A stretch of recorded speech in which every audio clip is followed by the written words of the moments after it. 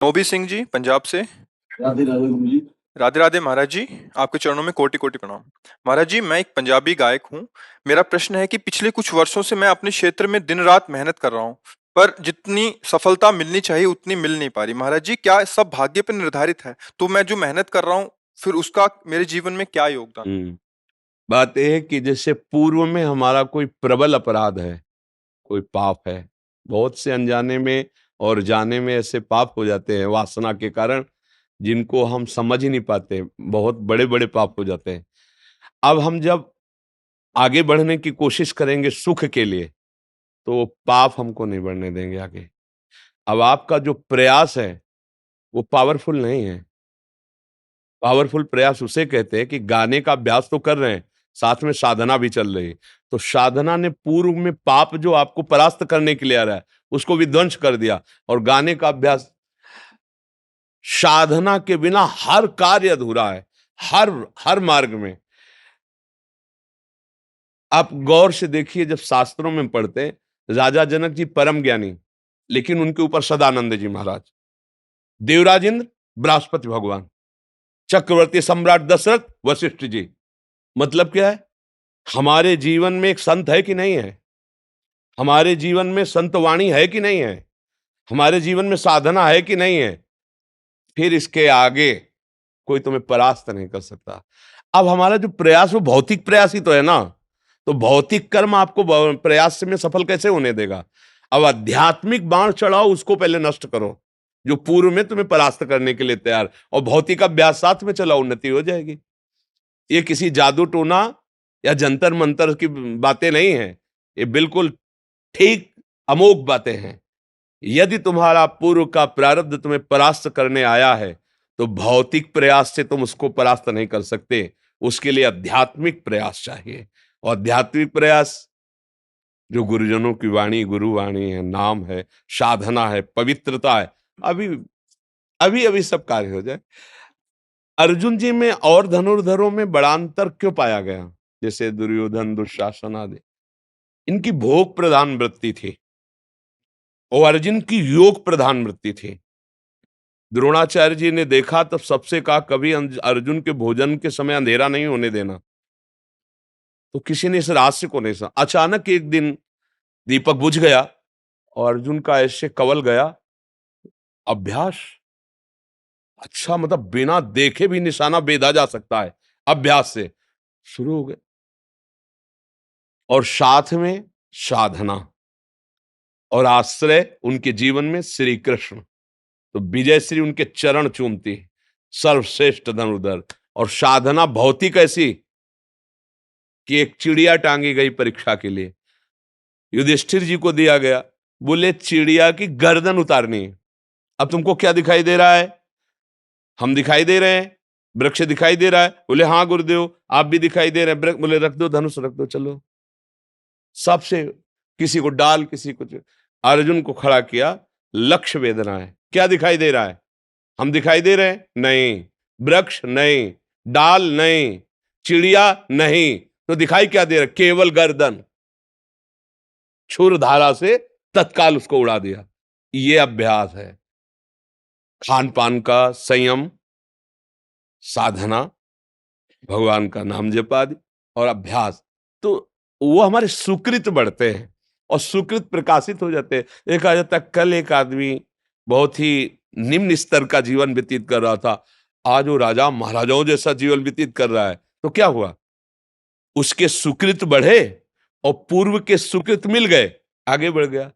बोले बने तो थे कुछ दिन के लिए बने थे, फिर तो उसके सुकृत उठे, पापों ने परास्त कर दिया, फिर वही आ गए। सारा खेल सुकृत और दुष्कृत का है, और इन दोनों पर जो शासन कर सकता है वो भजन है, सुमिरन है।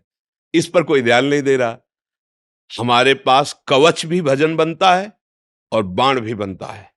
तुम्हारी आने वाली विपत्ति, आने वाले शत्रु स्वरूप पाप कर्म को वो नष्ट करता है और कवच की तरह सुरक्षा करता है। नाम जैसा अंगरक्षक कोई त्रिभुवन में नहीं। अगर तुम्हारी जिह्वा पे नाम, प्रहलाद जी से यही पूछा उनके मित्रों ने, तुम्हें आग में जलाया जाता है, तुम्हारे ऊपर सांप छोड़े जाते हैं, विष पिलाया, तुम्हें कुछ होता क्यों नहीं? तो वो यही कहते हैं कि मेरी जिह्वा पे हर समय हरि हरि हरि ऐसा नाम चलता है, तो मैं देखता हूं मैं हरि की गोद में हूं। भगवान का बल लिए बिना इस संसार में विजय अधूरी है, विजय होने पर भी वो अधूरी है। इसलिए प्रार्थना है कि आप गुरुवाणी पढ़िए, गुरुवाणी सुनिए और नाम जप कीजिए, तो आप देखेंगे कि आपको बल तो मिले ना। भौतिक बल से आप पूर्व प्राप्त प्रारब्ध को नहीं काट सकते, ये पक्का सो। उसके लिए आध्यात्मिक बल चाहिए, भागवतिक बल चाहिए, निश्चित बदल जाएगा। हम कोई पशु थोड़ी कि प्रारब्ध ही भोग भोगने के लिए पैदा हुए हैं। नहीं, हम नवीन प्रारब्ध की रचना करेंगे। भजन बल से, गुरुजनों के बल से हम नवीन प्रारब्ध रचना अपना करें। नहीं फिर क्या, हम में पशु में अंतर क्या रह गया भैया? जो प्रारब्ध में लिखा वही भोगेंगे, फिर अंतर क्या रहेगा? अरे हम तो भगवत प्राप्ति कर सकते हैं, हम तो नारायण बन सकते हैं, ब्रह्म बन सकते हैं, हम भूत बन सकते हैं, हम नारकी नाली के कीड़ा बन सकते हैं। बनना क्या चाहते हैं? बस उसके लिए प्रयास। अब जो बनना चाहते हैं वैसा प्रयास करना पड़ता है। आर्मी में जाने वाला बच्चा पहले ही से किलोमीटरों दौड़ अभ्यास शुरू कर देता है। वो क्यों इतना दौड़ते हैं? बोले आर्मी में जाने के लिए तैयारी कर रहे। तो आपको जो बनना है उसकी तैयारी कीजिए और पावर बढ़ाइए अपना। आध्यात्मिक पावर के बिना कोई कहीं सफल नहीं हो सकता, पक्का। जिसके जीवन में आध्यात्मिक बल नहीं है, वही राजा प्रकाशित हुआ, वही इतिहास में लिखा गया जिसके ऊपर महाराजा बैठा हुआ है, कोई संत बैठा हुआ है। संत आज्ञा से जो चलता है, गुरु आज्ञा से चलता है, वही विजय श्री को। पर आज का समय ऐसा है कि नए नए बच्चे सब मदिरा पान और सब ये खान पान गंदे। कौन सा ऐसी सीरीजें, ऐसे नाटक चल गए कि संत महात्माओं की सब ऐसी धज्जियां उड़ गई है कि उससे लगता है क्या साधु, मतलब संत देखते ही पाखंड, ड्रामा, नाटक, मिथ्याचार, ये दिमाग में बैठा हुआ है। ऐसा स्वरूप कलयुग का देखो कैसा स्वरूप है। ऐसी नौटंकी नाटक बना करके दिखाए जाते हैं जिससे लगता है संत का मतलब है कि मतलब फ्रॉड।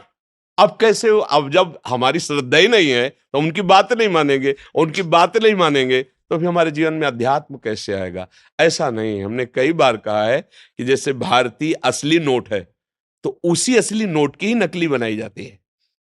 नकली नोट कैसे बनेगा जब तक असली नहीं होगा? तो अगर भगवान की सृष्टि में असली ना हो तो फिर नकली का कैसे हो? डुप्लीकेट कैसे किया जाएगा? असली का ही तो डुप्लीकेट किया जाता है। तो भगवान से मनाओ कि हमें गुरुवाणी पर विश्वास हो, संतों की वाणी पर विश्वास हो, तो जीवन प्रकाशित हो जाए। पक्का समझ लो भैया।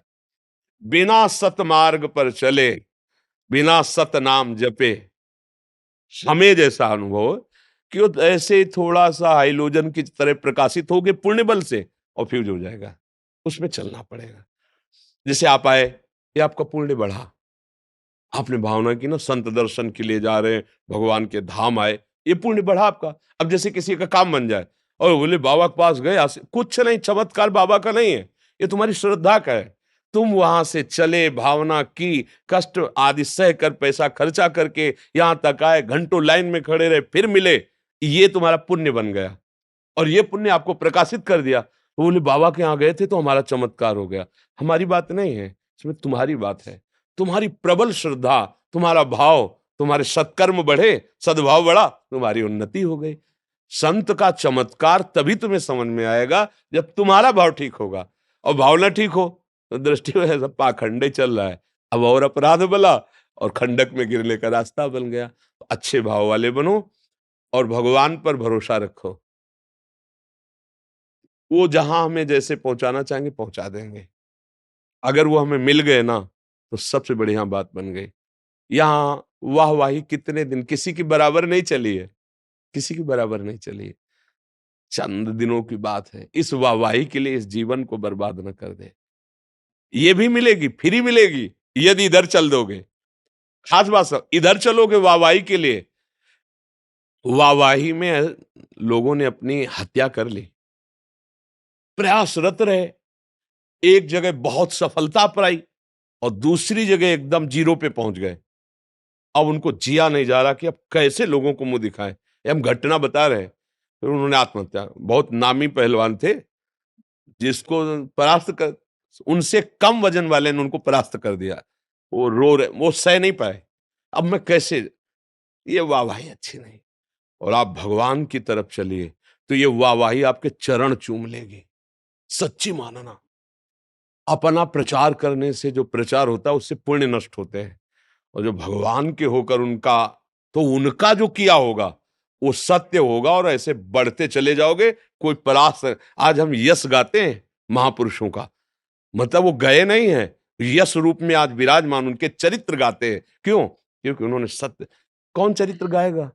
अपने लोगों को कौन चरित्र गाएगा? क्योंकि चरित्र है ही नहीं तो क्या है? केवल प्रयास वाहवाही का है, तो हमारे पास पावर क्या है? इसलिए सच्चाई से चलोगे ना, तो कुछ हो या ना हो, जो होना चाहिए वो हो जाएगा।